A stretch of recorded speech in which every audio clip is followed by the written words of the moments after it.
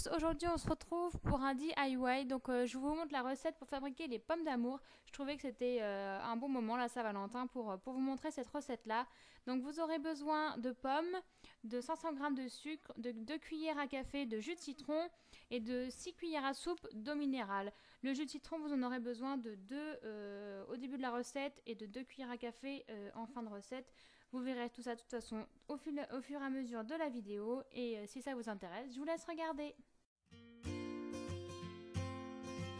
Pour commencer, lavez soigneusement vos pommes à l'eau froide ou tiède ou peu importe, mais frottez-les bien pour enlever toutes les petites impuretés.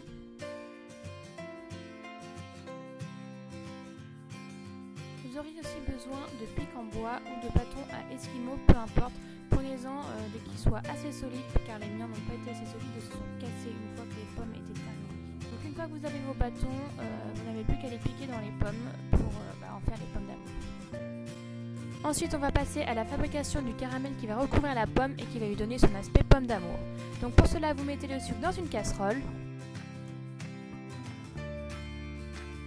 Puis vous rajoutez les 2 cuillères à café de jus de citron, les 6 cuillères à soupe d'eau minérale. Et pour lui donner sa couleur rouge de pomme d'amour, vous y rajoutez quelques gouttes de colorant rouge. Donc dans la vidéo, moi je m'étais trompée, j'avais pris du orange ou du jaune, je ne sais plus. C'est normal que vous allez voir qu'il a une couleur orange, mais je me suis corrigée par la suite et j'ai rajouté quelques gouttes de colorant rouge et on n'y voyait plus que du feu. Ensuite, vous mettez la casserole sur vos plaques et vous démarrez la cuisson à feu doux. Ensuite, vous pouvez laisser le caramel fondre sans jamais mélanger jusqu'à ce qu'il ait une belle couleur ambrée.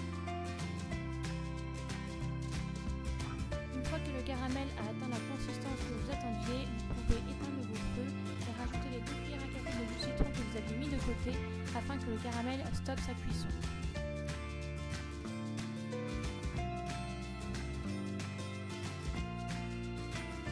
On va pouvoir maintenant passer à l'étape que je préfère, enrober les pommes de caramel qu'on a préparées.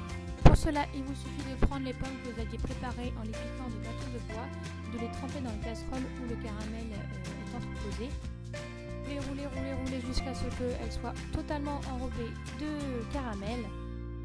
Une fois la pomme totalement enrobée de caramel, vous pouvez la disposer sur un petit plateau. Et vous renouvelez cette étape avec toutes les pommes. Et voilà, vos pommes d'amour sont enfin prêtes, vous pouvez les laisser reposer dans un endroit sec pendant plusieurs heures et bonne dégustation!